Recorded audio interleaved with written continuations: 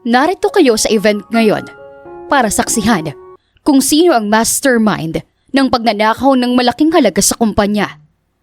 Walang iba kundi si Celine, ang asawa ng anak kong si Alonzo. Nanlaki ang mga mata ni Celine nang marinig ang kanyang pangalan. Maging ang kanyang pamilya ay nagulat sa narinig ng mga ito. Tiningnan niya ang ina ni Alonzo na ngayon ay nasa kanilang unahan at hawak ang mikropono. Siya ang sospek sa pagnanakaw ng bilyon na nawawala sa kumpanya. Lahat ng matibay na ebidensya ay narito sa akin. Walang kasing sama ang ginawa niya at ang pamilya niya sa amin at sa anak kong si Alonzo. Galit na saad ni Carmina. Ano? Hindi totoo yan. Gulat na singhal ni Celine. Tiningnan niya ang kanyang asawa na ngayon ay nakatitig sa harap, tulala at hindi makapaniwala sa narinig. Kinagat niya ang labi niya dahil hindi niya alam kung anong mararamdaman niya sa kasinungalingang sinasabi ni Carmina. Yan ang matagal ko nang gustong sabihin. Bumuntong hininga si Carmina. Matagal ko nang gustong isiwalat ang lahat. Paano magagawa ng anak ko mga sinasabi mo? Tanong ni Adela. Dahil wala namang ibang sisisihin kundi si Celine. Dahil siya mismo ang nakakaalam ng record ng kumpanya at ang perang pumapasok mula sa labas hanggang loob. Sabi ni Carmina. Alonzo, hindi totoong sinasabi niya. Saad niya, nagmamakaawa. Sa loob ng maraming taon ay hindi niya akalain na dito babagsak ang kanilang relasyon ni Alonzo. Lahat ng tao ay nakatingin sa kanya at lahat ng tao, ngunit siya at ang kanyang mga magulang ay nanatiling gulat habang nakatingin sa mga ito. Celine, kailangan mong pagbayaran ang lahat ng ginawa mo. Saad ni Carmina. Wala akong ginagawa. Singhal niya. Huwag mo nang ipagkaila pa, Celine. Nagkukunwari ka pang mabait at mabuting asawa. Pero ang totoo, may lihim ka palang masamang motibo. Saad ni Carmina. Napailing siya at nangilid ang luha sa kanyang mga mata nang tingnan siya ni Alonzo. Bakas ang galit at sakit sa mga mata nito habang nakatingin sa kanya. Umiling siya sa pangalawang pagkakataon.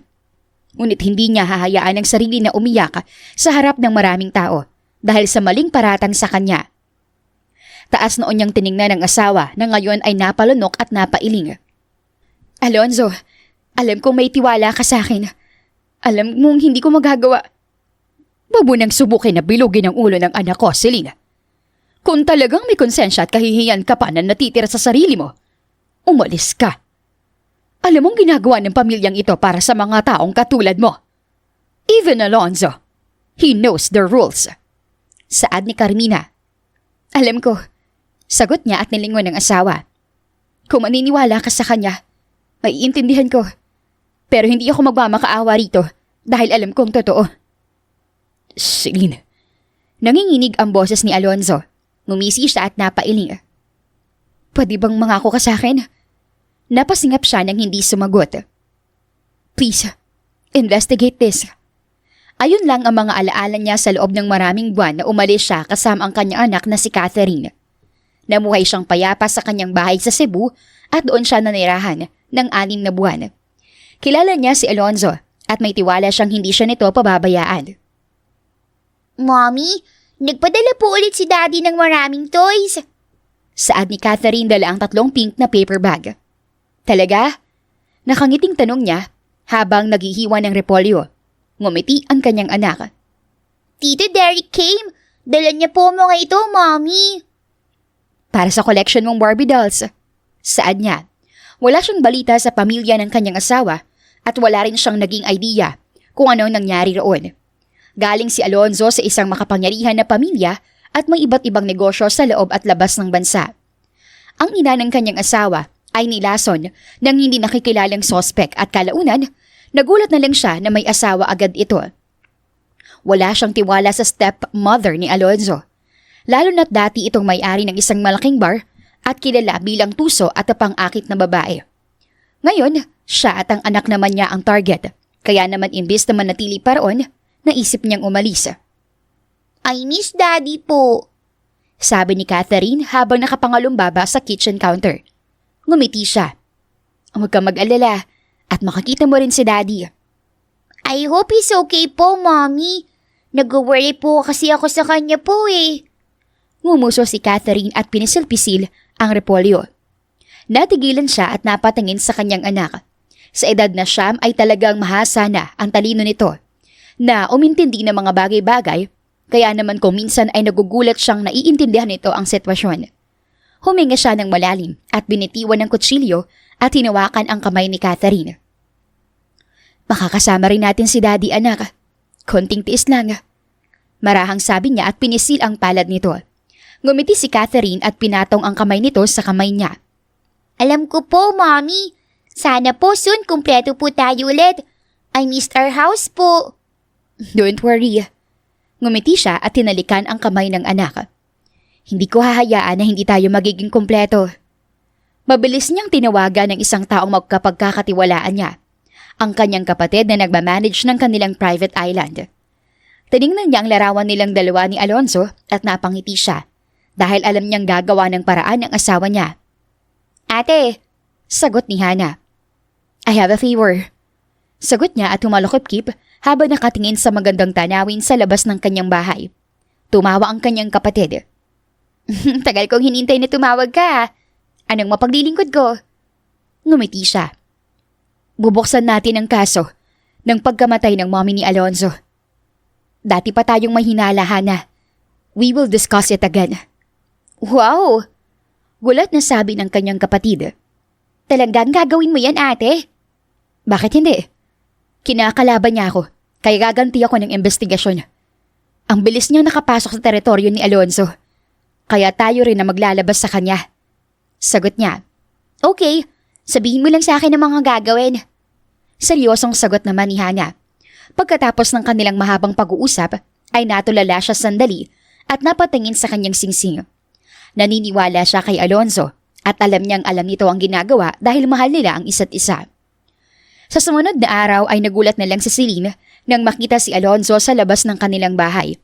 Hindi niya alam kung anong mararamdaman niya, lalo na't buwan na ang nakalipas at ito ang unang pagkakataon na magkikita silang dalawa.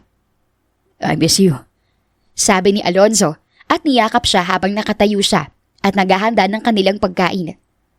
Alonzo, mahinang tawag niya. Sumiksik ito sa kanya at naramdaman niya ang labi nito sa kanyang batok.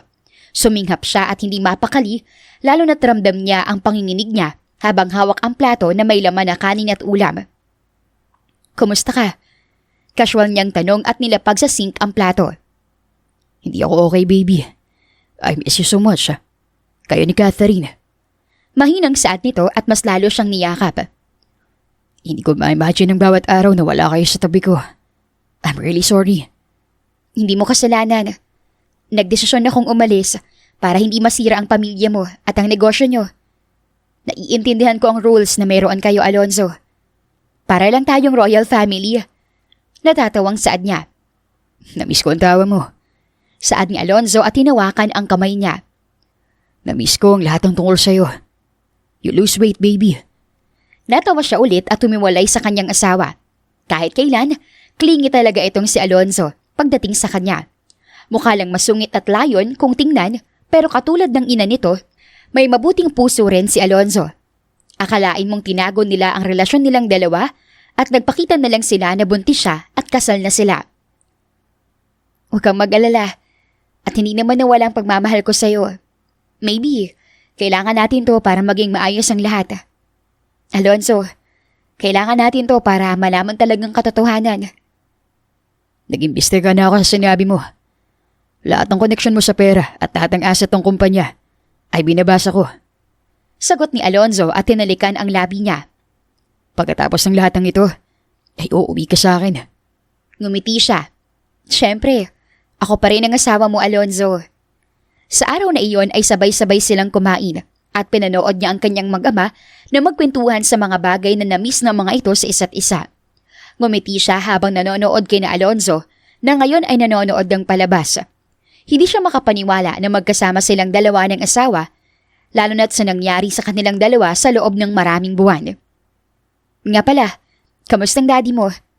Tanong niya. Nasa bakasyon silang dalawa ni Tita Carmina. Sagot ni Alonzo at tinapik ang espasyo sa gilid nito.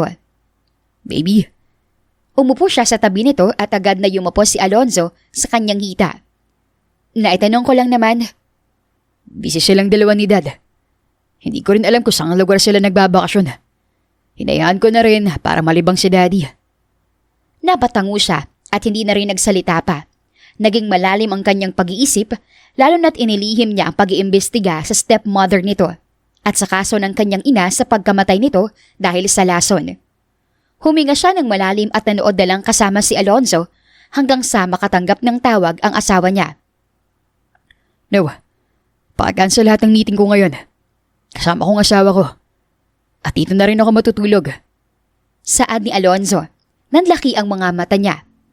Alonzo, inayos niya ang kanyang kumot. Baka importante yan. Sinuklay niya ang magulo niyang buhok. Yes, paki-cancel lahat ang gagawin ko ngayong araw. Hinalikan ni Alonzo ang kanyang noo at hinaplos ang kanyang braso. Napailing na lang siya at humiga ulit dahil masyado siyang napagod sa ginawa nilang dalawa ng kanyang asawa. Mabuti na lang at abala ang kanyang anak sa online class nito kaya narito sila sa kwarto nilang mag-asawa. Humiga muli si Alonzo sa tabi niya at niyakap siya kaya't napangiti siya. Busy ha? Pangaasar niya. Busy naman talaga ako. Mahinang saad nito at niyakap ang hubad niyang katawan. Ilang buwan tayong hindi nagkita. Kaya naman gusto ko na mas makasama pa kayong dalawa ni Catherine. Ayaw ko mawalay sa inyo. Ngumiti siya. Ganon din naman kami.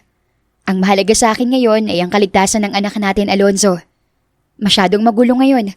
At mainit din ang mga mata ng reporter sa akin. Lalo na sa nangyari sa event. Kinausap ko si Tita Carmina tungkol doon. Nagalit ako ng sobra na hindi kami magkasundo ngayon sa mansyon. Pag-amin ni Alonzo. Ano? Napaharap siya sa kanyang asawa at pinakatitigan ang gwapo nitong muka. Ngumiti si Alonzo at hinaplos ang pisngi niya. Ayokong pinapahiya ka ng ibang tao sa harap ko, baby. Nagulat at nagalit ako nang malaman ko yun. Ngunit malaking tiwala ko sa iyo dahil asawa kita. Magkasama tayo ng ilang taon at ikaw rin ang humasa sa negosyo dahil yun ang kinalakihan at nakasanayan mo. Napatitig siya sa kanyang asawa. Ibig bang sabihin hindi na rin kayo magkasundo ng daddy mo? Hindi na rin mahalaga pa. Hinawakan ni Alonzo ang kanyang kamay. Alonzo, napasingap siya. Ang tanging mahalaga sa akin ngayon ay magkasama tayong dalawa. Ipagpapatuloy kong investigasyon at kapag napatunayan kong may ibang pang salarin at dadamay ka, magbabayad sila. Mariing saad ni Alonzo at ngumiti. Natapos ang araw na iyon na puno ng tawanan at kwentuhan. Nang dumating ang gabi ay naisip nilang magkaroon ng piknik sa labas ng bahay, sa kanilang garden. Tuwang-tuwa ang kanilang anak at panay na ang kain sa marshmallow. Ang saya ko po! Pumalakpak si Catherine at ngumiti. Magsama po tayong tatlo at hindi lang po yun dahil nagbonding na naman po kayo. Napangiti siya at tiningnan ang kanyang anak. Naisip niyang kahit papaano ay nanatili siyang matatag dahil alam niyang may batang babae ang nakasandal sa kanya. Pinalaki siya ng mga magulang niya bilang matapang at palaban na babae. Ganon din ang talino na namana niya sa kanyang ina. Don't worry, baby. Ngumiti si Alonzo. Soon, magkakasama na ulit tayo sa bahay. Mabilis na lumipas ang mga araw at linggo ay nagsimula na rin ang malalim na investigasyon ni Celine tungkol sa stepmother ni Alonzo. Lumalim ang ideya niya sa kasagutan na gumanti at ipahiya rin ang bagong asawa ng ama ng kanyang asawa. Pakaramdam niya, hindi siya titigil hanggat hindi niya nakukuha ang gusto niya. May balita ka na ba, Hana? Tanong niya sa kapatid na tinawagan niya kaninang umaga. Wala pa rin akong balita, ate. Ang tanging alam ko lang sa ngayon, masaya siya nagbabakasyon at siya na rin munang namamahala sa kumpanya ni Kuya Alonzo. Madalas siyang laman ng balita lalo na't puro branded ang mga gamit niya. Sagot ni Hana. Bumuntong hininga siya. Ganun ba? Pero may nalaman ako, ate. Natigilan siya at umayos ng upo habang nakaharap siya sa magandang tanawin sa veranda ng kanyang second floor. Nakaramdam siya ng kaba, ngunit handa siyang malaman kung ano nga ba talaga ang nalaman ng kanyang kapatid. Pakaramdam ko, may lihim siyang tinatago, ate.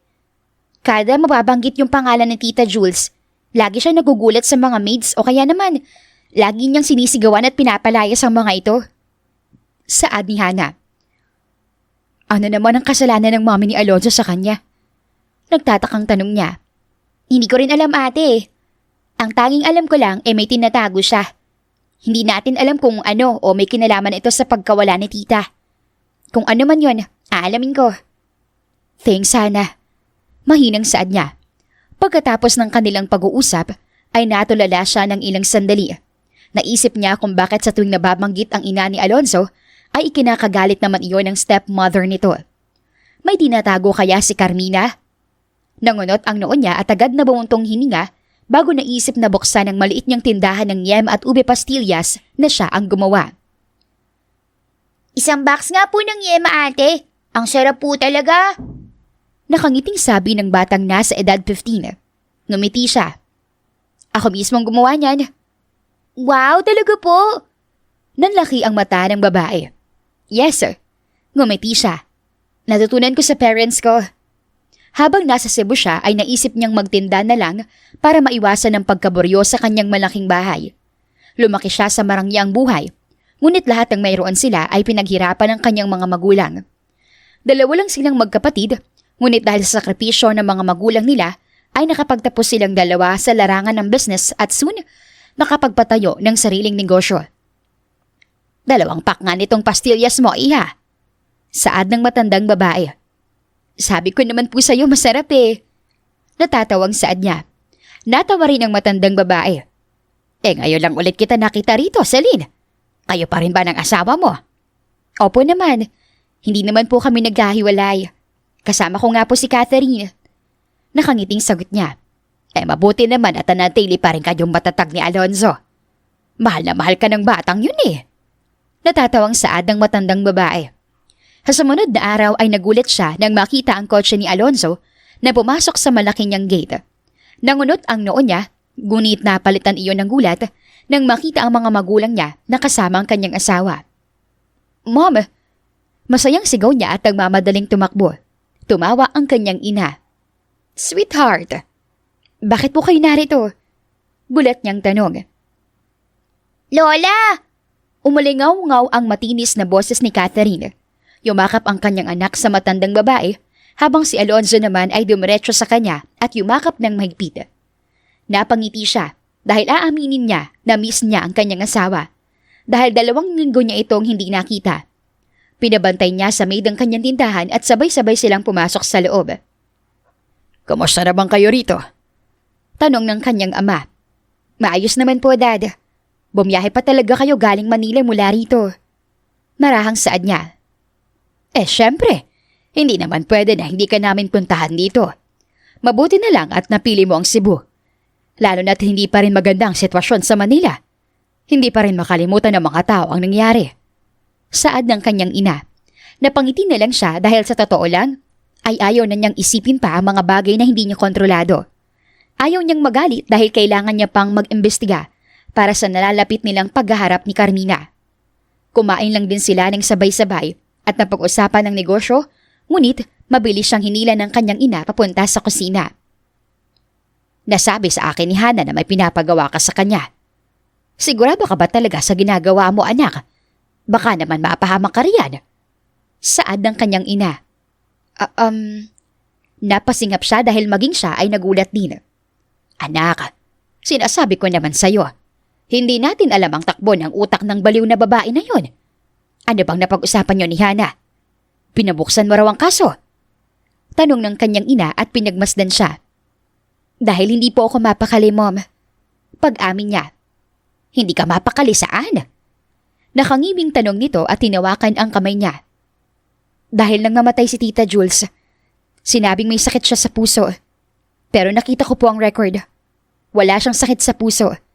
Tapos ilang linggo lang ang nakalipas, pumasok si Carmina sa buhay namin. Doon po ako nagtaka dahil napakabilis naman niya. Saad niya at napailing. Ano? Tanong ng kanyang ina. Mom, hindi dahil sa sakit sa puso namatay si Tita Jules. May iba pang dahilan, kaya binuksan ko ulit ang kaso niya. And I feel like Carmina is hiding something. Natigilan ang kanyang ina at napatingin sa kanya. Seryoso niyang tiningnan ng ina at sabay silang napalingon sa pagkainan nang marinig ang tawag ng kanyang ama. Binalaan niya ang kanyang ina na tumangulang at umalis din. Ginagawa na lang ng kapitbahay ni Alonzo ang Manila at Cebu. Natatawang saad ng kanyang ama. Namimiss ko pong mag-ina ko eh. Ayoko pong mahiwalay sa kanilang dalawa. Sagot ni Alonzo. Sana nga matapos na yung gulo sa Maynila. May tiwala naman ako sa iyo, Alonzo. Pero kay Carmina, wala. Nakangiti ngunit seryosong saad ng kanyang ama. Kaya sana makauwi ng anak ko sa Manila. Kawawa naman ang apo ko rito. Natahimik siya at napatingin sa kanyang ama. Ngumiti lang siya at agad na nag-iwas ng tingin dahil hindi niya pa yata kayang umuwi habang wala pang ebidensya. Nanlaki ang mga mata ni Celine nang makita niya ang kanyang kapatid na nasa labas ng kanyang bahay. Seryoso ang mukha nito, ngunit agad din siyang niyakap nito ng mahigpit at malambing na ngumiti. Anong ginagawa mo rito? Ang akala ko busy ka. Naguguluhan niyang tanong. Wala lang. Gusto lang kitang bisitahin dahil na-miss ko kayong dalawa ng pamangkin ko, no? Nakangiting saad ni Hana.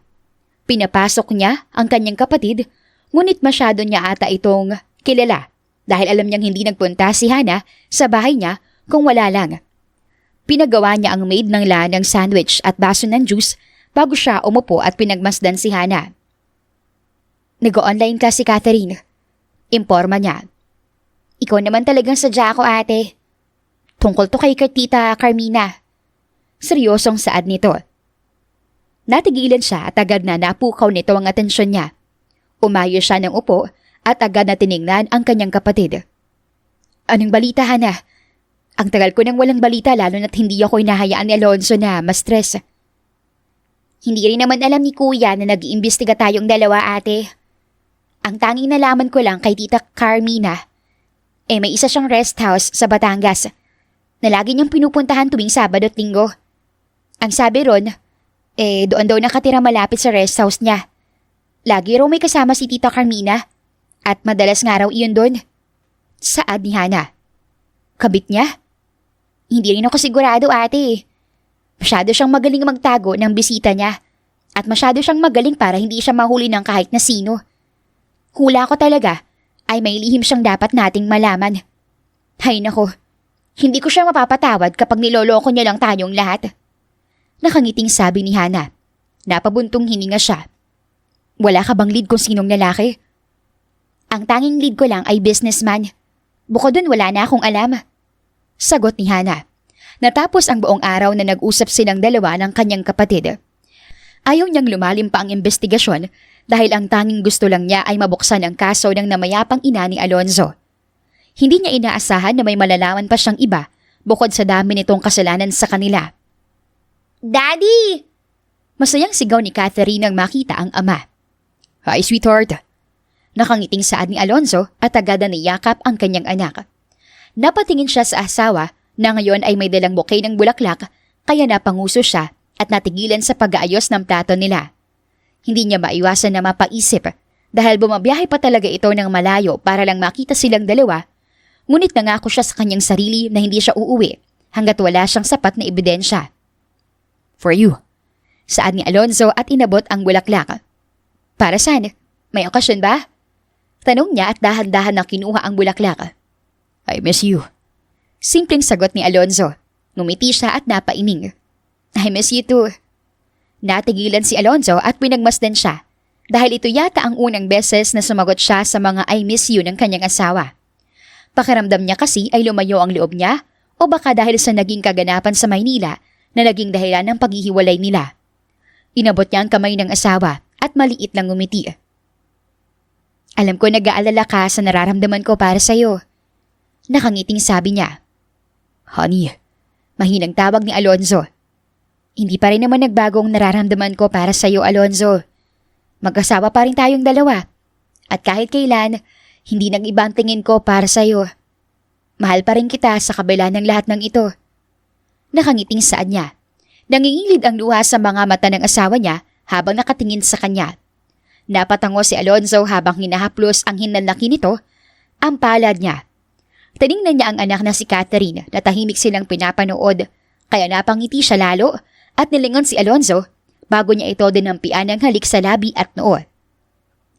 Naghanda ko ng pagkain sa garden. Let's eat? Natatawang tanong niya. Sure, hon. Agap ni Alonzo at napasinghap.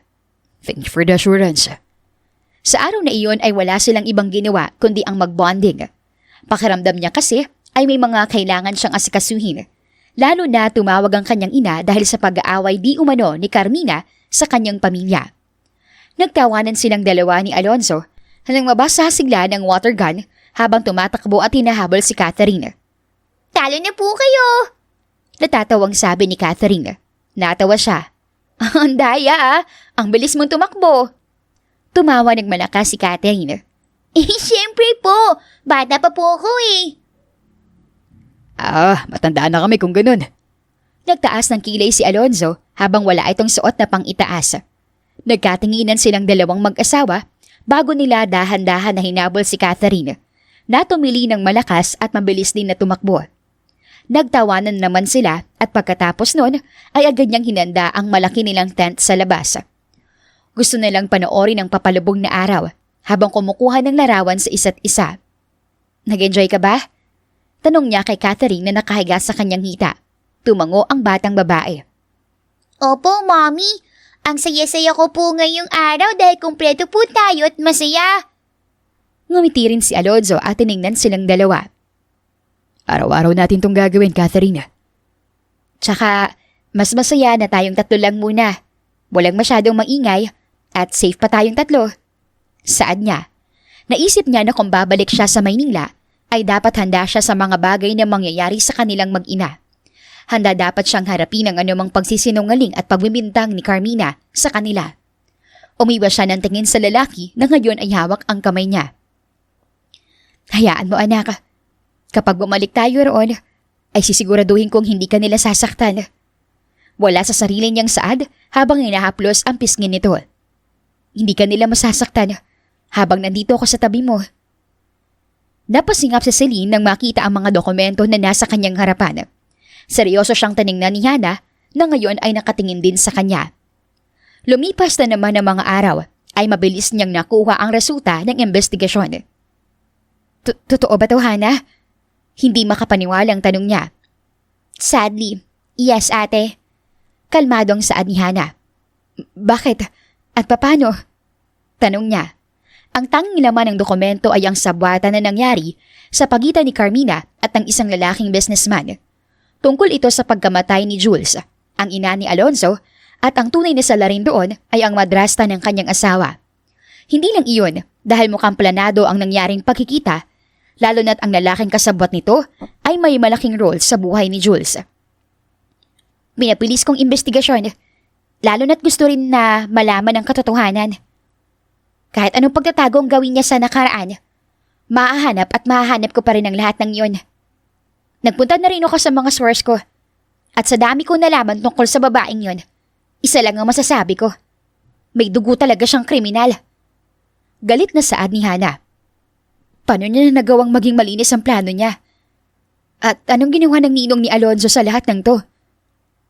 Nakakagulat isipin na malapit na pamilya pa ang kasabwat. Pero wala akong makitang dahilan kung bakit kailangan niyang pumatol sa babaeng ito. Nilason niya si Tita Jules. Pinatay nila si Tita. Saad ni Hana. Ang lalaking laging kasama ni Carmina sa isla at ang lalaking kasabwat nito ay iisa lang. Ayon sa kanyang nabasa, matagal nang may koneksyon si Carmina at ang businessman dahil kapartner nito ang ama ni Alonzo sa negosyo. Wala silang ibang makitang dahilan kundi ang selos at inggit ng ninong ng kanyang asawa. Kaya palang bilis niyang makapasok sa pamilya dahil matagal na siyang pilit na nirereto ng businessman kay Tito. Matagal na nilang plano to. Kaya rin pala gustong maikasal na Tita Carmina kay Tito ay dahil sa pera at kayamanan ng pamilya. Maging ang kayamanan ng mag-ama ay dapat na mapunta sa kanila. Pero hindi lang yun ate. Saad ni Hana. Meron pa? Tumango si Hana at nilapag ang isang envelope. Isa si Tita Carmina sa anak ng isang sindikato. May boyfriend siya ngayon na sunod-sunuran sa kanya. At lahat din ng pera ni Tito ay napupunta ron sa boyfriend niya na hanggang ngayon sinusustentuhan ni Tita Carmina. What? Gulat niyang tanong. Kaya gusto kanyang mapaalis kasi nakakita kanila bilang sagabal sa plano nila. Gusto nilang mapaikot ang daddy ni Kuya Alonzo sa mga kamay nila nang sa ganon mabaliw ito at maging aso nila. Ngayon, ipinasa niya sa iyo ang bintang dahil gusto niya kayong sirain, ate. Gusto nilang idamay si Catherine dahil siya ang nag-iisang tagapagmana ni Tito at Kuya Alonzo. Saad ni Hana. Napaawang ang labi niya sa gulat sa mga halo-halong revelasyon na sinabi ng kanyang kapatid. Bakit ba hindi nila ito naisip noon? Pakiramdam niya ay mababaliw siya sa kanyang mga nalaman at pakiramdam din niya ay sasabog ang utak niya sa mga katotohanan na sinabi ni Hana sa kanya. Ate, tawag ni Hana at baka sa muka ang pag-aalala. Hindi lang ako makapaniwala. Saad niya at napasinghap muli. Hindi ako makapaniwala na makaka-encounter ako ng ganitong kasamang tao, Hana. Hindi ko inaasahan na may nakapasok na pamilya o sa pamilya na isang anak ng sindikato.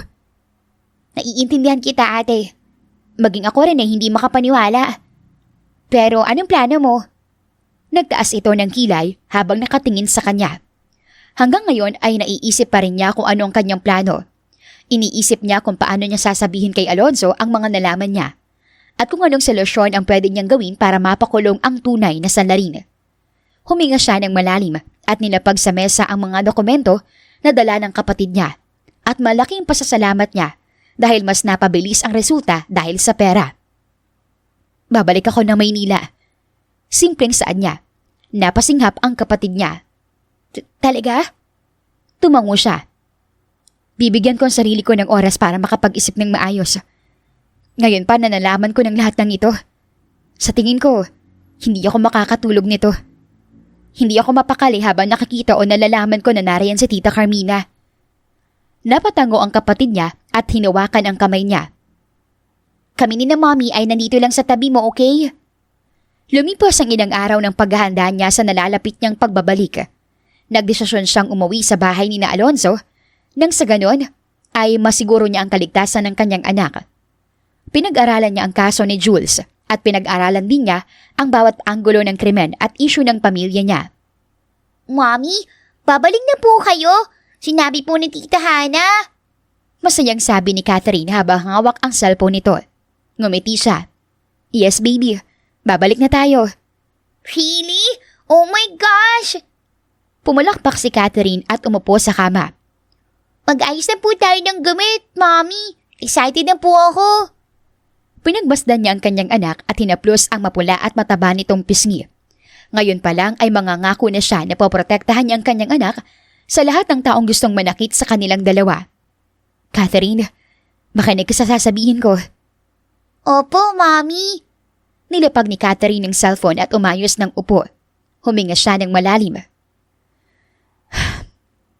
Kahit anong mangyari, ay hindi ka aalis sa tabi ko, okay?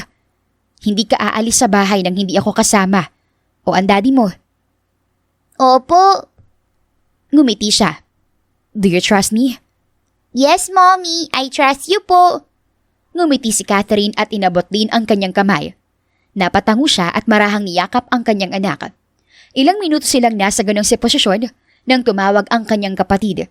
Nakahanda na raw ang pribado nilang eroplano patungo sa Maynila. Mabilis silang nag-empake ng damit at habang ginagawa niya iyon, ay biglang pumasok sa isip niya ang kanyang asawa. Hindi na ako aalis, Alonzo. Hinding-hindi na. Bulong niya sa sarili. Ikaw, anong ginagawa mo rito? Ikaw ang bisita na tinutukoy nilang lahat. Napatingin si Celine sa madrasta ng kanyang asawa na ngayon ay nanlalaki ang mga mata habang nakatingin sa kanya. Kalmado siyang nakaupo habang pinagmamasdan ang naghihisterya na si Carmina. Anong problema, tita? Tanong ni Alonzo. Hindi ba't pinalayas na siya? Kaya bakit pa siya narito? Matibay ang ebidensya laban sa kanya. Gusto mo bang maulit ang nangyari, Alonzo? Tanong ni Carmina. Asawa ko pa rin siya. At may karapatan pa rin siya rito, tita. Mariing saad ni Alonzo at hinawakan ang kamay niya. What? Nilapag nito ang bag sa lamesa at pinagmasdan siya. Malinaw lahat ang ebidensya laban sa kanya, Alonzo. Nababaliw ka na ba talaga? Bakit ka po ba natatakot na narito ako ngayon? Singit niya at ngumiti. Natigilan si Carmina at napatingin sa kanya. Gusto niya itong asarin, ngunit mas gusto niyang makita ang magaspang nitong ugali. Sa tuwing iniisip niya ang mga kasalanan nito sa kanya, pakaramdam niya, gusto na niya agad itong pagsabihan at ipakulong. Pero hindi muna. Hindi pa niya nagagawa ang gusto niya. Hindi ako natatakot na narito ka, Celine. Natatakot ako na sa susunod na mangyari ulit ang pagnanakaw. Baka talagang mawalan na kami ng dahilan para ibangon ang kumpanyang ito. Ako po ba talagang nagnakaw, Tita Carmina? Anong ibig mo sabihin? Nagtatakang tanong nito. Ako po ba talagang dahilan kung bakit nawala ang pera ng kumpanyang ito? Ulit niya at mas lalo pang pinagmasdan ng amadrasta ng asawa. Ahan. Nagtatakang tawag ni Alonzo sa gilid niya. Natigilan siya at napatingin sa kanyang asawa. Kinagat niya ang labi at saka tiningnan si Carmina na ngayon ay tila naugat sa kanatatayuan nito. Nagsimula ang kanilang meeting at buong oras siyang tahimik habang pinapanood ang kanyang asawa na nagsasalita sa unahan para sa isang project. Very ideal and cozy. Puri ng ama ni Alonzo. Thanks, Dad. Actually, ideya siya ng asawa ko. At nilinis ko lang ang ibang sketch para mas maging maganda. Sagot ni Alonzo. Ngumiti siya at natawa na lang. Good job. Natapos ang meeting na iyon na puno ng papuri at puno ng ideya. Masaya siyang lumabas ng opisina ng kanyang asawa. Ngunit isang marahas na paghawak sa braso niya ang naging dahilan ng pagpawi ng ngiti niya. Ang lakas din ng loob mo na magpakita sa kabila ng lahat ng ginawa mo. Maraing saad ni Carmina at pabalyang binitiwan ang braso niya. Are you threatened? Bakit naman ako matatakot sa'yo, Celine? Hindi hamak na wala ka ng karapatan pa rito sa pamamahay namin. At dito sa kumpanya. Ano pa bang kailangan mo at inaasahan mo rito? Masyado ka nagiging kampante dahil alam mong papaboran ka ni Alonzo, ano? Saad ni Carmina. Ngumiti siya. Alam ko ng katotohanan sa pagkamatay ni Tita Jules. Nakita niyang natigilan si Carmina at napatitig sa kanya. Yan pa lang ang nababanggit niya pero nakita niya kaagad ang takot sa mga mata nito. Huminga siya ng malalim at pinagmasdan ang matandang babae na nag-ugat sa kinatatayuan. Sa loob ng maraming taon, buong akala ko, aksidente ang nangyari pero hindi. Marami akong nalaman, Tita Carmina. Napakahayop ng ginawa mo. Sa sobrang hayop, ay sa tingin ko, hindi ka mapapatawad ni Alonzo o ng kanyang ama. Anong sabi mo? Nauutal na tanong ni Carmina. Pinatay niyo si Tita Jules. Mas mariin niyang sabi. Kayo ng lalaki mo, naninong ng asawa ko. Kayong dalawang may sala rin. Nanlaki ang mga mata ni Carmina nang marinig nito ang sinabi niya.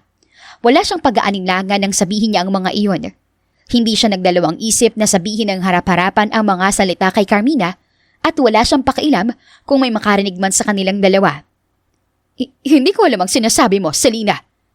Huwag mo akong pinagbibintangan dahil wala akong alam sa mga sinasabi mo. Saad ni Carmina. Sa oras na malaman ni Alonzo ang ginawa mo, sa tingin mo ba talaga makakatapak ka pa sa mansyon? Sa tingin mo ba talaga mapapatawad ka pa ni Daddy? Tanong niya, tinutukoy ang ama ng kanyang asawa. Natawa si Carmina at napalunok. Wala akong alam sa mga sinasabi mo. Kung isa na naman ito sa mga palabas mo, hindi nakakatuwa. Tanggapin mo na lang na ako ng bagong babae sa buhay ng mag-ama at wala ka ng ibang dapat gawin kundi ang tanggapin at maging masaya. Ngumiti siya at napailing dahil alam niyang hindi naman agad ito aamin sa kanya. Lumapit siya. Tama lang para silang dalawa lamang ang makarinig sa mga sinasabi niya. Babe, tawag ni Alonzo. Tiningnan niya si Carmina na nanginginig na inayos ang nakapusod nitong buhok. Ngumiti siya at nilingon ng asawa. Nabakas ang pagtataka sa muka, ngunit hindi maalis ang kaseryosohan sa mga mata nito. Ano pinag-usapan niyo? Wala naman. Sagot niya at ngumiti. Kinakamusta ko lang si Tita Carmina. Lalo na't matagal kaming hindi nag-usap. Aalis na ako, Alonzo. Saad ni Carmina. Pinanood niya si Carmina na maglakad at nagmamadaling pumasok sa elevator. Bumuntong hininga siya at agad na tinignan ng asawa na seryoso pa rin nakatingin sa kanya. Tila may malalim itong iniisip. Alonzo, anong iniisip mo? Umiling kaagad ang lalaki. Iniisip ko kung bakit siya namumutla. Anong pinag-usapan niyo? Tsaka ko na lang sasabihin kapag okay na, Alonzo. Ibig sabihin, may napag-usapan kayo. Ayaw niyang masaktan na naman ulit ang asawa niya. Ngunit para protektahan ang mag-ama laban sa panloloko ni Carmina, handa siyang makipagsapalaran at lumaban. Handa siyang humarap at hisawalat ang katotohanan, lalo na't naging malapit siya sa ina ni Alonzo. May mga bagay lang ako nabanggit kay Tita Carmina. Magsasabi ako kapag maayos ng lahat. Napatango si Alonzo at hinaplos ang ulo niya. I trust you, babe. Ngumiti rin siya at napatango dahil kahit anong mangyari, lalaban at lalaban siya para sa hustisya at pagbibintang sa kanya. Napasinghap ang lahat nang biglang nag-error ang pinapanood na presentation na nagganap sa isang malaking event. Biglang lumabas sa screen ang mukha ni Celine na seryoso. Walang emosyon na mukha. Ano nangyayari? Nagtatakang tanong ni Carmina. Hi, I'm Celine. Bati niya habang nakatingin sa kamera. Lahat ng tao ay nakatingin sa screen na ngayon ay nag-rolling pa rin habang nandoon ang mukha niya. Hindi alam ng maraming tao na naroon siya sa isang tabi. Nanonood at naghihintay ng pagkakataon para ipakita ang sarili. Ang kanyang asawa naman ay nakaupo habang kunot ang noo habang pinagmamasdan siya sa screen. Narito ako upang ipahayag ang lahat ng nalalaman ko sa kaso ni Mrs. Jules Navarro. Na siyang binuksan ko ilang buwan nang nakalipas dahil pakiramdam ko may dapat kaming malaman. What? Bulalas ni Carmina na nanlalaki ang mga mata. Buwan ang nakalipas nang buksan ko muli ang investigasyon sa pagkamatay ni Tita Jules. Marami akong nalaman. At isa na roon ang sabwatan na naganap sa isang businessman at isang kapamilya. Isang sabwatan na may kinalaman sa inggit, desperasyon at selos. Hindi aksidente ang pagkawala ni Mrs. Navarro. Nilason siya. Kwento niya. Gulat na napatingin ang mag-ama sa screen, lalo na ang kanyang asawa na napaayos ng upo habang nanonood at nakikinig. Nagtagis ang panga niya habang tahimik na pinapanood ang sarili sa malaking screen. Nilason siya ng isang babaeng akala niya ay malapit niyang kaibigan. Para makuha ang gusto at makuha ang lahat ng yaman at pera, naisip nilang dalawa na simulan sa ilaw ng tahanan. Tita Jules was poisoned. Nilason siya ng madrasta ng aking asawa na si Alonzo. Nilason siya ni Carmina Suarez at Eduardo Alcantara. Mariing saad niya. No! Sigaw ni Carmina. Patayin niyo yan! Sinungaling ang babaeng yan! Oh my gosh! Bulalas ng ibang bisita. Matagal nang may relasyon si Mr. Alcantara at Mrs. Suarez dahil nagkakilala sila sa isang bar. Isang magaling na mananayaw si Miss Suarez at galing sa isang pamilyang kayang gumawa ng masama sa kapwa nila. Ang pagnanakaw ng pera na siyang ibinibintang sa akin, si Mrs. Suarez ang mastermind ng pagkawala ng pera. Seryosong sabi niya. Wala siyang ebidensya. Nag-i-hysteria ang saad ni Carmina at napatayo. Huwag kayo maniniwala sa babaeng yan dahil sinungaling siya. Check your phones. Huling saad niya sa kamera. Nandyan ang lahat ng ebidensya ng pagkamatay ni Tita Jules at ang lahat ng illegal na gawain ni Miss Suarez laban sa pamilya Navarro. Dahan-dahan siyang lumabas sa gilid habang hawak ang itim na envelope na naglalaban ng matibay na ebidensya. Napatingin ang lahat sa kanya, ngunit diretso ang tingin niya kay Carmina na halos batuhin ang lahat ng tao. Nanlaki ang mga mata nito at sumugod sa kanya, ngunit mabilis na umaligid ang tauhan niya at ang asawa niyang si Alonzo. Wala ka nang kawala ngayon, Tita Carmina. Matagal na kitang binalaan at hindi ka nakinig sa akin. Dahil masyado kang kampante, napapaboran ka ni Daddy. Masyado kang naging kampante na umalis ako dahil ang buong akala mo ay guilty ako. Pero doon ka nagkakamali, Tita. Ngumiti siya. Ginamit kong ang oras na yon para buksan muli ang kaso. Ginamit kong paglayo ko para protektahan ang anak ko. Ang nag-iisang tagapagmana ng mga Navarro laban sa'yo. How dare you? Nanggagalait ang bulalas ni Carmina. Mabilis ka nakapasok sa pamilya namin dahil sa koneksyon mo kay Mr. Alcantara. Pero hanggat nandito ako at humihinga, ako mismo maglalabas sa'yo sa pamilyang gusto mong hututan ng pera at kayamanan. That's how I work, Miss Suarez. Tahimik, ngunit makamandag. Nakangiting saad niya. Nangilid ang luha sa mga mata ni Carmina at napatingin sa kinakasama. Ang ama ni Alonzo na nagtatagis ang panga habang nagbabasa sa cellphone. Nakita niya kung paano ito magmakaawa. Ngunit sadyang bato ang ama ni Alonzo at nagawa pa nitong sampalin si Carmina. Nananlaki ang mga mata, maging siya. I freaking trust you! Sigaw ng ama ni Alonzo. Kayong dalawa! Please, makinig ka sa akin. Umiiyak na sabi ni Carmina. Mahal kita. Mahal kita, please. Ginawa ko yun dahil natatakot akong iwan mo ko. Natatakot akong baka hindi ako makapasok sa puso. Ginawa mo yun dahil desperada ka. Sigaw ng ama ni Alonzo. Pinatay mo ang asawa ko. Pinatay niyong dalawa ang kalahati ng pagkatao ko. Guards. Sigaw ni Alonzo na bakas din ang galit sa boses. Sinungaling ang babaeng yan. Please, maniwala kayo sa akin. Kayo na lang ang pamilya ko. Ginamit ako ni Eduardo. Ginamit niya ako para sa plano niya.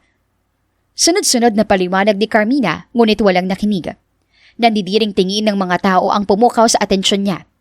Nanatili siya nakatayo roon, awang-awa sa ama ng kanyang asawa dahil alam niyang ni minsan, nagawang mahalin ng matandang lalaki si Carmina.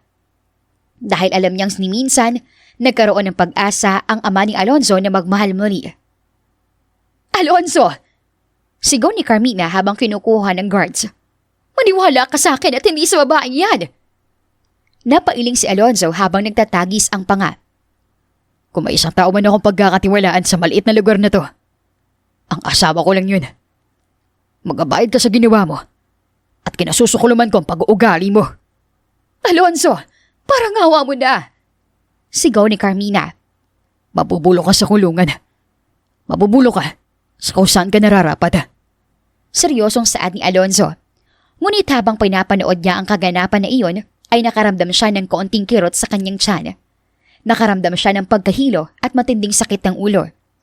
Napapikit siya at napahawak sa braso ng asawa. Ngayon lang siya nakaramdam ng matinding pagod at pagkahilo. Ate! Sigaw ni Hana. Celine! Nag-aalalang sigaw ni Alonzo nang matumba siya. Napapikit siya at nang idilat niya ang kanyang mga mata, ay nanghina siya nang makita ang umaagos na dugo pababa sa kanyang hita at paa. Nag-angat siya ng tingin sa asawa, nananlaki rin ang mga mata. Mabilis siyang binuhat ni Alonzo at sa sandaling iyon ay tahimik silang nagdasal na sana malakas ang kapit ng anak niya. Nangihina si Celine nang idilat niya ang kanyang mga mata. Bumungad sa kanya si Alonzo na nakatayo sa paanan niya habang nakahalokip-kip at kausap ang ama. Sa kabilang gilid niya ay ang kanyang mga magulang at si Hana na nakatayo sa gilid at napatingin sa kanya dahilan para manlaki ang mga mata nito. Ate, gising ka na! Gulat na sabi ni Hana. Ano nangyari? Ang baby ko. Guilty siya dahil alam niyang nagpadalos-dalos siya sa kanyang desisyon na mag-focus sa investigasyon kaysa sa kanyang anak. Hindi rin alam ni Alonzo ang pagdadalang tao niya. Marahil ayaw niya rin na mag-alala ito at malaman nito ang ginagawa niya. The baby is fine, sweetheart. Sagot ng ama ni Alonzo. Bakit hindi mo kaagad sinabi sa akin? Seryosong tanong ni Alonzo. Alonzo, hayaan mo munang makapagpahinga si Celine. She's exhausted and drained. Ang mabuti pa ay doon na kayo sa bahay niyo mag-usap para makapagpahinga ng maayos si Celine. Nakangiting sabi nito. Dad, are you okay? Nag-aalala niyang tanong. I'm sorry. No, Celine. Masaya akong magising sa katotohanan at masaya ako nalaman ko rin kaagad ito bago pa mahuli ang lahat. Mahinahon nitong saad. What is your plan? Tanong niya, bakas pa rin ang panghihina. Ngumiti ang ama ni Alonzo. Gawin ang dapat at magsimula ulit na hindi umaasa sa pagmamahal ng iba. Huwag mo masyadong isipin, Celine. Ang importante sa akin ngayon ay maayos ko ang pamilya ko at makapag-focus sa inyong dalawa ni Alonzo. Nang araw ding iyon ay agad din silang umuwi. Inalalayan siya ni Alonzo, ngunit ramdam niya pa rin ang bigat sa aura nito. Huminto siya kaya napahinto rin ng asawa niya at napatitig sa kanya. Ngunit tahimik niya itong niyakap. Tahimik niyang hinaplos ang likod nito at doon naramdaman niya ang tahimik nitong pag-iyak. Dahilan para hindi siya magsalita at hinayaan ng asawa na yakapin siya habang nakatayo sila sa sala. Paano nila nagawa yun kay Mommy? Mahinang tanong ni Alonzo. Ngayon ko lang din nalaman ng tungkol doon, Alonzo. Hindi ko kagad sinabi dahil ayoko mag-conclude kaagad. Ayoko masira siya dahil sa kamalian ko. Pero hindi. Nanindigan ako. Gusto kong malaman mong totoo. Kaibigan siya ni Mommy. She helped her. Iritadong saad ni Alonzo. Muntik ka pang makunan dahil sa investigasyon na yan. Humiwalay siya sa kanyang asawa at sabay silang umupo sa sofa. Pinagmasdan niya si Alonzo at hinaplos niya ang pisngi nito na may bahid pa ng luha. Gusto kong linisin ang pangalan ko, Alonzo. Gusto kong patunayan sa inyong lahat na hindi ako katulad ng sinasabi niya. Gusto ko rin protektahan ang anak natin at gusto ko rin pahalagahan ang buhay ni Mommy. Kaya ginawa kong bagay na yun. I'm not satisfied, so I dig deeper. Hindi mo kailangan patunayan ang sarili mo. Sa akin o sa amin. Asawa kita, Celine. Asawa kita kaya malaking tiwala ako sa'yo. Pero sana sinabi mo kagad to sa akin. Dahil nangako tayo na walang maglilihim sa ating dalawa. Sagot ni Alonzo. I'm sorry. Kahit sinong babae o kamag-anak pa ang iharap sa akin para sirain ka. Sa'yo lang ako magtitiwala, Celine. Ikaw lang ang pagkakatiwalaan ko. Ikaw lang ang bukod tangi kong pagkakatiwalaan. Napangiti siya at napatango. Thank you for trusting me. Thank you for telling us the truth. Walang duda. Talagang hindi ka mapakali hanggat hindi mo makukuha ang gusto mo. Pero sana sinabi mo rin kagad sa akin ng maaga ang tungkol sa baby natin. Bumuntong hininga siya. Nawala na sa isip kong tungkol doon, babe. Nasa Cebu ako nang malaman kong buntis ako. At umuwi pa ako rito para lang sa event. I want to end things smoothly. Gusto kong palayain si Daddy sa sakit na nararamdaman niya. Dahil kung hindi ko gagawin yun, paano kayo? Hinaplos ni Alonzo ang kanyang pisngi at ang isa nitong kamay ay nasa kanyang maliit na tiyan. Hindi halatang unang trimester na niya. Thank you. Emosyonal na sabi ni Alonzo. Para sa pagpapalaya sa amin, sa sakit, at sa pagkakaroon ng hustisya. Asawa mo ko at responsibilidad kong alagaan kayong mag-ama at protektahan ang pamilya natin. Ang tanging gusto ko lang ay maging maayos at matuwid ang pamilya. Lalo na't para makaalis ang masamang tao sa atin.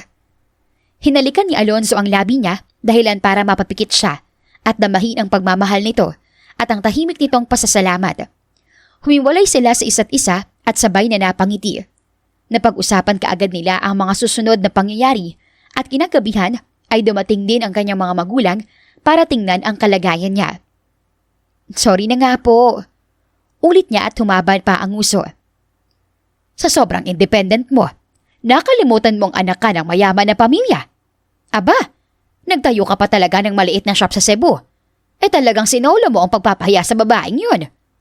Pangaral ng kanyang ina. Ang mahalaga naman po ay tapos na. Sigurado po ba kayo na okay ang kalagayan ni Daddy? Matapang ang ama ni Alonzo. Hula ko may hinala na rin siya. Pero dahil napamahal na siya kay Carmina, nawala ang pag-aalinlangan niya. Kawawa ang kumpare kong iyon at napakaraming sakit na pinagdaanan. Saad ng kanyang ama. Pero wag kang mag-alala, ate. At least, nagawa mo ang parting iyon at nalaman din nating lahat ang tunay na nangyari. Napabuntong hininga siya at napatango. Maging siya ay hindi rin makapaniwala na tapos na nga at wala nang ang panganib para sa kanyang anak. Tiningnan niya si Catherine na nakayakap sa ama. Naglalambing at panayang halik. Ngumiti siya dahil kagaya ng kanyang sinabi, poprotektahan niya ang pamilyang ito. Magiging okay din silang mag-ama. Ang mahalaga ay yung dinadala mo, Celine. Nag-alala kami sa iyong babae ka. Iritadong saad ng kanyang ina at inayos nito ang bestida niya. Napangisi siya at hinawakan ang pisngi ng ina. Ipanalangin mo na lang na baby boy ito. Malakas ka naman sa kanya Tinuro niya ang itaas at napangisi. Umatras si Celine nang subukan siyang abutin ni Carmina. Nasa mansyon sila ng ama ng kanyang asawa at bantay sarado ang babae sa mga pulis at tauhan ni Alonzo. Huminga siya ng malalim at pinangmasdan ang babae. Ilang beses ko bang sasabihin na sinungaling si Celine? Wala akong kasalanan at wala akong ginagawang masama. Nung una pa lang ay ayaw na sa akin ang asawa mo, Alonzo. Ayaw na niya sa akin kahit pa kaibigan ako ni Jules. Saad ni Carmina. Tama na pagsisinungaling mo. Nasa akin ang ebidensya. Nasa akin ang lahat ng kasagutan sa mga tanong ko. Pinagbigyan lang kitang pumunta rito para sa mga gamit mo at mga importante sa'yo. Hindi kita pinagbibigyan dahil gusto ko pang manatili ka. Pinagbibigyan kita para umamin sa mga kasalanan mo. Saad ni Alonzo. Oo, nilason ko siya. Ako naglagay ng lason sa inumin niya dahil nakakairita siya. Inagaw niya sa akin ang ama mo, Alonzo. Naiinggit ako dahil mahal na mahal niyo siya. Naiinggit ako sa estado ng buhay niya at naiinggit ako dahil may pamilya siya. Mariing saad ni Carmina. Napasingap siya at nangilabot dahil nanggaling mismo sa bibig nito ang kasalanan. Nanatili siya nakaupo at nasa harap niya si Alonzo. Ang kanyang anak na si Catherine ay sinadya niyang iwan sa mga magulang niya kasama si Hannah. Planado ang lahat. Hindi siya nagpakamatay. Pinatay ko siya. Masaya na ba kayo, ha? Pinagtangkaan ko ang buhay niya. Ilang beses para lang makuha kayo. Yes, nababaliw na ako. Pero kasalanan na ba ang magkaroon ng pangarap? Tanong ni Carmina. Kasalanan ng pumatay na taong walang ibang ginawa sa'yo, kundi ang maging mabuti. Mariing sabi ni Alonzo. Ngumisi si Carmina. Ipakulong niyo ako kung gusto ninyo. Pahirapan ko maaari. Hindi siya makapaniwala na maririnig niya ang lahat ng ito. Sa loob lang 3 araw matapos ang event, nahuli ang ilang kasabwat. Maging ang fraternity at bar ay pinasarado rin ng pamilya ni Alonzo. Hanggang ngayon ay hindi pa rin siya makapaniwala na nangyayari ang lahat ng ito. Ngunit malaki ang pasasalamat niya sa kanyang sarili dahil naging matapang siya at kinaya ang stress at pagod. Sana ay hindi na lang kita nakilala. Huling sinabi ng ama ni Alonzo at agad itong umalis. Nagtangis ang panga ni Carmina at hindi na muling nagsalita pa. Ngunit nakita niya ang panlumo sa mga mata nito at ang bakas ng sakit sa mukha nito. Dinampot agad ng mga pulis si Carmina kasama ang mga gamit nito. Naiwan silang dalawa ng asawa na ngayon ay bumuntong hininga at hiniwakan ang kamay niya. Hayaan mo munang daddy mo. Kailangan niyang mag-isip at kailangan din niyang mapag-isa. Napatango si Alonzo at tiningnan siya. Hindi ko alam paano mahinarap ng mag-isang lahat ng ito. Pero maraming salamat, babe. Maraming salamat sa pagbukas ng mga mata namin ni Daddy. Pinagkatiwalaan niyo siya ng ilang taon at naniniwala rin ako na itinuturing mo siyang pangalawang ina dahil mahal siya ng daddy mo. Pero hindi ko masisikmura na basta na lang niyang siniraan ng pamilya natin. Ang pangalan ko at ang anak natin. Ginawa ko lang ang lahat ng iyon dahil mahalaga kayo sa akin. Hinaplos ni Alonzo ang kanyang ulo at malambing itong ngumiti sa kanya. Sa araw ding iyon ay inasikaso kaagad ng asawa niya ang patong-patong na kaso na isasampa nila kay Carmina, kasama ang mga kasabwat nito. Nanatili siya sa mansyon at nagulat siya ng kinagabihan ay bumaba ang ama ni Alonzo. Tila parang walang nangyari. Kamusta ka, Celine? Tanong nito pagkatapos halikan ang noo niya. Okay naman po ako, Dad. Miss ko na nga po ni Catherine eh. Nakangiting saad niya at pinagmasdan ang mukha ng matandang lalaki. Ngumiti rin ito pabalik. Namiss ko rin ang batang iyon, Celine. Namiss ko kayong dalawa. Ang mga maiingay sa mansyon na ito. Tumigil ito ng ilang sandali bago siya pinagmasdan. Gusto ko magpasalamat sa ginawa mo. Dad. Malaki naging kasalanan ko kay Jules. Dahil nakahanap ka agad ako ng kapalit niya. Malaki rin ang pagsisisi ko dahil hindi ko nagawang pigilan ang sarili ko noon. Naantagi naging sandalan ko ay si Carmina. Napailing ito at natawa. Hindi ako makapaniwala na kailangan mangyari ang lahat ng ito bago ako magising sa katotohanan. Napailing siya at hinawakan ang kamay nito. Wala ka pong kasalanan, Dad. Nagmahal ka lang dala ng kalungkutan. Ngunit hindi ko rin kayang makita ka nahihirapan dahil alam ko na hindi magiging madali ang lahat para sa'yo. I did that to protect the family. I did that because I love this family. Ngumiti ang matandang lalaki. Kaya naiintindihan ko na kung bakit mahal na mahal ka ni Alonzo, dear. Naiintindihan ko na rin kung bakit kanya ipinaglaban noon at kung bakit ayaw niyang mawala ka. Napatango ito. I'm at ease knowing na nasa mabuting tao at kamay ang anak ko dahil sa'yo. Dad, it takes time to heal, okay? Pero hindi ibig sabihin nun ay titigil na ang mundo. Nandito kami ni Catherine at nandito rin ang apo niyong nasa tiyan ko pa. Hihintayin namin ang paggaling mo, okay? Natawa ang matandang lalaki kaya napangiti siya. Sabay-sabay silang kumain pagdating ni Catherine. Pinagmasdan niya ang pamilyang inalagaan siya at minahal. Hindi niya maiwasan na maging emosyonal kaya napansin siya ni Alonzo na agad hinawakan ang kamay niya. Ngumiti lang siya at napailing. Masaya lang ako na kompleto tayo ngayon. Ngumiti si Alonzo at pinisil ang kamay niya. Masayang-masaya rin ako na kasama ka na namin ngayon, babe. Ngumuso siya at tiningnan ng asawa. Uuwi na ba tayo pagkatapos nito? Samahan muna natin si Daddy. Gusto mo matulog dito? Tanong ni Alonzo. Ngumiti siya at napatango. Nag-ready ako ng midnight snack para sa panonood natin ng movie. Natawa si Alonzo at hinalikan ang likod ng palad niya. Ngumiti siya at tiningnan ang kanilang anak na masayang nakikipag-usap sa ama ni Alonzo, dahilan kung bakit lumambot ang puso niya dahil sa nakikita niyang pagmamahal ng anak niya sa pamilyang minahal din niya sa loob ng maraming taon. Years later, pinagmasdan ni Celine ang mukha ng kanyang panganay na anak sa screen ng kanilang television habang pinapanood ang commercial video ni Catherine. Ngumiti siya habang kumakain siya ng ubas at katabi ang pangalawa niyang anak na si Allen. Si ate po? Tanong ni Allen. Yes, anak. Ang ganda ni ate Catherine, ano? Nakangiting tanong niya. Just like you po. Sagot ni Allen habang kumakain naman ng mansanas. Napangiti siya habang pinapanood kung gaano kaganda ang kanyang anak, lalo na't dalaga na ito at mas matangkad pa kaysa sa kanya.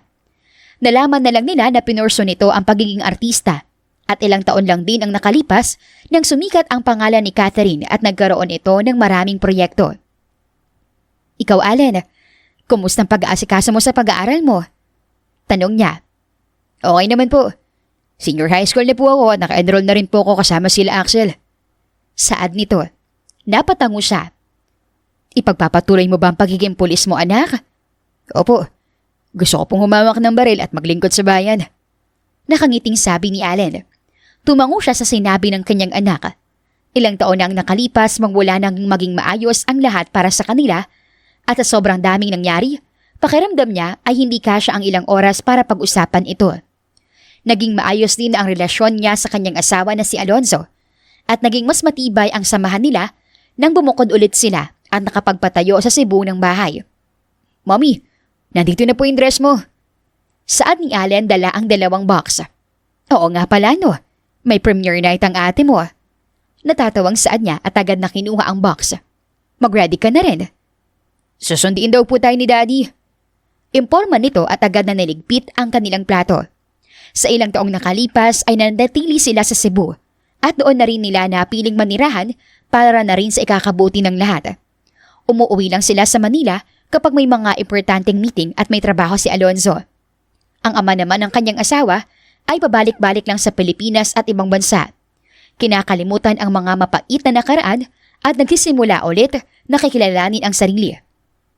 Honey, tawag ni Alonzo sa sala. Han! Kumaway siya nang makalabas siya ng kwarto. Kwintas na lang, wait! Ngumiti ang lalaki. Take your time, gorgeous. Naganda sila ng araw na iyon para sorpresahin ang kanilang anak. Naging mabilis ang kanilang kilos hanggang sa airport at bantay sarado sila ng mga tauhan ni Alonzo. Maaga silang umalis para sumakto ang kanilang pagdating sa event at nang sa ganon ay maabutan nila ang panganay nilang anak. Excited akong makita si Catherine. Saad niya habang nakaupo sa loob ng eroplano. Ngumiti si Alonzo at hinawakan ang kamay niya. Sigurado ako na-miss ka ng anak natin. Lalo na't matagal-tagal siyang hindi umuwi. Dalaga na talaga siya, Han. I'm happy na nag-grow siya at hindi siya pinabayaan ni Hana. Saad niya at ngumiti. Hindi rin nagtagal ay mabilis silang nakarating sa airport ng Manila at kaagad silang hinatid ng limousine patungo sa event. Gabi na nang makarating sila at nagulat siya dahil sa kaliwat kanan ang billboard ng kanyang anak at ang iba pa roon ay mga sikat na brands. Wow! Namamangha niyang bulalas nang makarating sila. Natawa si Alonzo at ninalayan siya sa red carpet. Lahat ng kamera ay nakatutok sa kanila at sinalubong sila ni Catherine na nanalaki ang mga mata nang makita sila. Isang mahigpit na yakap ang ginawa niya. at tinalikan niya pa ang noo ng anak na nakangiti habang nakatingin sa kanilang tatlo. Mommy, akala ko po hindi kayo makakapunta.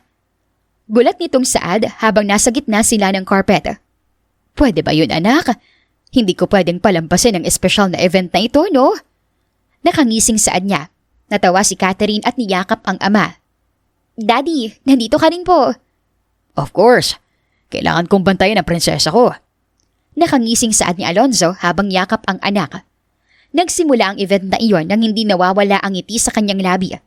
Kilala rin ang asawa niya kaya madalas silang dalawa ni Catherine ang wala sa table. Nang matapos ipakita ang action movie na gagawin ng kanyang anak, ay wala siyang ibang bukang bibig kundi, "Napakagaling mo anak," at hindi mawala sa labi niya ang ngiti. Dad! Napatayo siya nang makita ang ama ni Alonzo, kasama ang kanyang mga magulang. Nandito rin po kayo. Tiningnan niya ang mga magulang. Catherine invited us. Successful na talaga ang batang iyan. Nakangiting Saad ng ama ni Alonzo. Pinaghirapan niya yan, Dad. Gusto niyang mag-ipon para sa sarili niyang pera. Nakangiting sagot niya. Parang ikaw lang noong kabataan mo, Iha. Ayaw na ayaw mong gawing pera ang pera ni Alonzo. Hindi na nakakapagtaka na ang sipag at syaga ni Catherine. Napangiti siya at pinagmasdan ang matandang lalaki. Alam niyang sariwa pa rin ang sugat ng nakaraan, ngunit aaminin niyang naging maganda ang buhay nilang lahat nang mawala ang mga taong ng traidor at ginamit lang sila. Gumanda ang daloy ng pera at mga mabuting tao sa buhay nila. Tiningnan niya si Alonzo na hinawakan ng baywang niya at nakasibay na rin sa tawanan ng ama at ng mga mahal nila sa buhay. Ganoon din si Allen. He wants to be a police officer. Pagmamalaki ni Alonzo sa anak. That's good. Saad ng kanyang ina at tinuro ang kanyang ama. Magpaturo ka sa lolo mo kung paano ka maging mabuting tagapaglingkod. Ngumiti si Allen at napatango. Excited na po ako. Naging masaya ang gabi nila, lalo na't ipinakilala sila ni Catherine sa lahat ng tao. Ngumiti siya at pumalakpak sa kanyang anak, ngunit naging emosyonal siya dahil alam niyang naging maganda ang buhay nila kahit maraming posibilidad noon na wala nang magandang mangyayari sa kanila. I'm so proud of her. Saad niya sa asawa. Ngumiti si Alonzo at tinalikan ang pisngi niya. I'm so proud of you too, Han. Di madali ang desisyon na ito. Lalo na't alam nating pareho ang showbiz. Masaya akong ginawa natin yung best natin para suportahan at gabayan si Catherine. Alam ko, Han. Just look at her. Tiningnan niya ang nakangiting si Catherine kasama ang mga kaibigan na artista. Napaka-genuine ang kanyang reaksyon. Mahal na mahal niyang kanyang ginagawa. Nagkatinginan silang mag-asawa at sabay nilang pinanood ang kanilang dalawang anak na nakikipag-usap sa mga tao. Noon, akala niya talaga na imposible na ang magbalik sa poder ng asawa niya. Ngunit, napagtanto niya na kailangan pa rin niyang ipaglaban ang karapatan nila dahil iyon ang tama. At sa nakikita niya ngayon, naging maganda ang desisyon niyang makipagsapalaran para sa maganda at kumpletong pamilya. Wakas. Malayo ka man, mahal lagi mo tandaan. Hindi magbabago pag-ibig ko'y sa'yo lamang.